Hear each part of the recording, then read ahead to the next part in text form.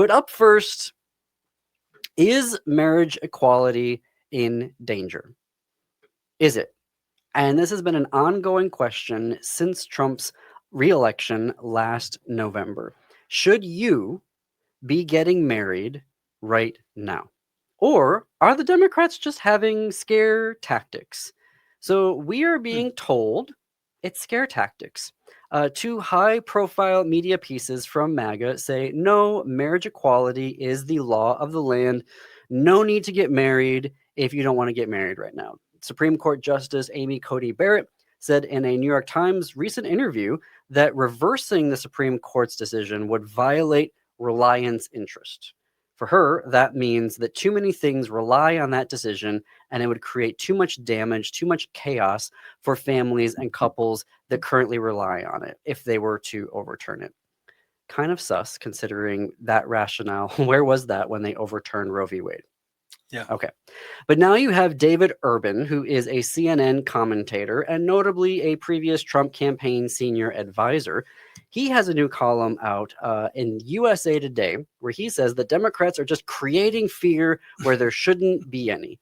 He wrote in there, marriage equality isn't in danger. Were that to change, Americans on the left, center, and right would come to its defense, end quote. And one could point to two things to justify that assertion. One, as Urban points to, polling shows the majority of Americans support marriage equality. Fun fact, the majority of Americans also support abortion rights. And gun control. Cool. So two is the Respect for Marriage Act. That passed with bipartisan support immediately after Trump was reelected last fall. But curious, they felt they had to rush that legislation through if MAGA has no intention of going after marriage equality. Now, there's Kim Davis.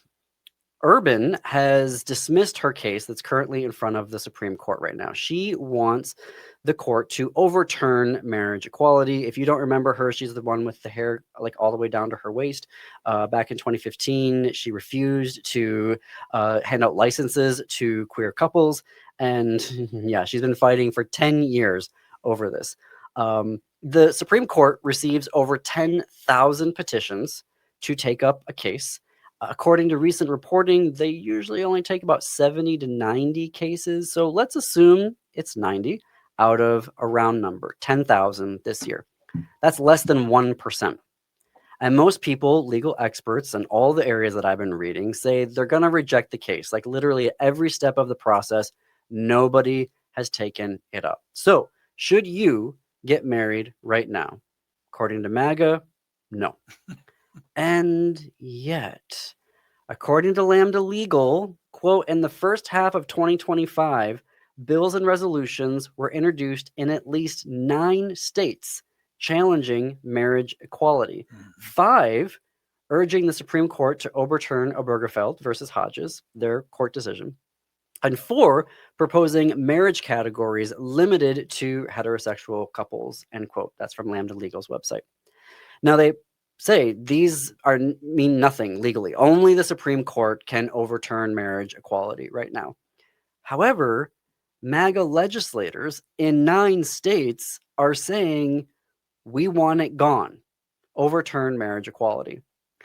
And according to ABC News this past June, the Southern Baptist Convention, now this is the country's biggest Protestant Christian denomination, they overwhelmingly voted to make overturning, this is quote, overturning of laws and court rulings, including Obergefell versus Hodges, that defy God's design for marriage and family, a top priority. Okay. And just this week, that's notable about the Southern Baptist Convention because they vote and they're organized and they influence legislators.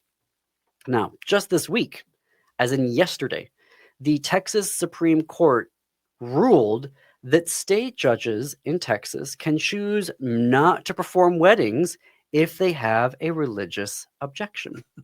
The decision was unanimous, interestingly, and it went into effect immediately.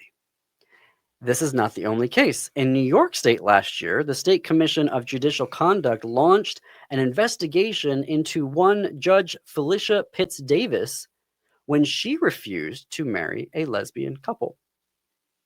Now, legal experts are saying that the Supreme Court is what they're trying to do is to allow marriage equality and have religious exemptions to it. And you can read more about that in an interview that Josh Rovinger gave to The Advocate. He's the legal director at GLAD Law, which is a Boston-based LGBTQ plus legal advocacy group. But Justices Amy Coney Barrett and Brett Kavanaugh lied in their confirmation hearings about upholding Roe v. Wade. Right. And so, should you get married right now? Better safe than sorry, I guess. But we don't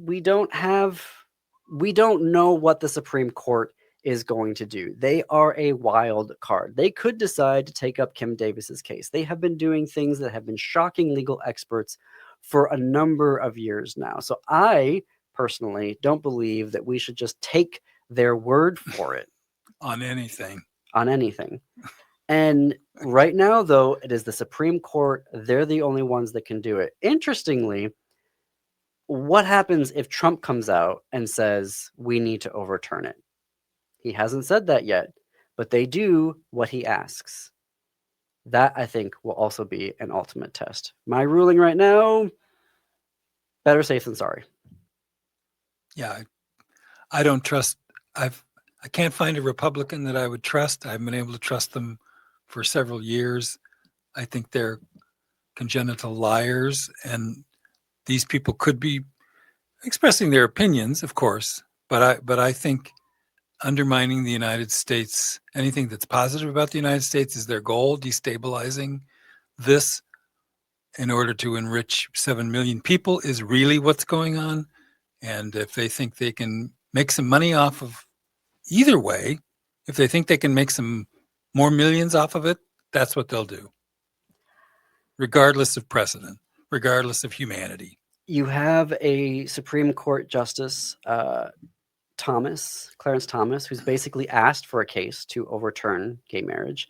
He's also been doing interviews. So at the same time that Justice Coney Barrett is saying, no, we're not going to overturn it, there's too much reliance interest on that, you've got Justice Thomas also doing interviews saying, no, a precedent doesn't matter. We need to be looking at all the decisions and overturning all the ones that we think are no good. So, is it fear tactics? I think that, to your point, Jim, I don't think it's irresponsible of us to distrust MAGA. Now, there are a number, this administration has more gays serving in it than any other presidential administration in history, and they're all gay married. So they may push Trump to say, hey, no, don't do it. But if Laura Loomer gets his ear and says, you got to overturn this. But I think it's disingenuous. I mean, I know what you're saying about they're gay and they're gay. They think it's not going to happen, that they're somehow protected. I think they're A, stupid, and 2, self-loathing, because you couldn't be in the Trump administration and be a gay person or in the influence of MAGA like Lindsey Graham and be healthy, you know what I mean, or be positive. They would sacrifice any of us for another $100. So, well, I wouldn't trust them for a minute. When you're watching the video of this, I will put a card right here for folks on YouTube where they can click to watch an interview that we had with Samuel Clues-Hunicke, Associate Professor of History at George Mason, who has some very interesting thoughts on why there are so many gays serving in the Trump administration.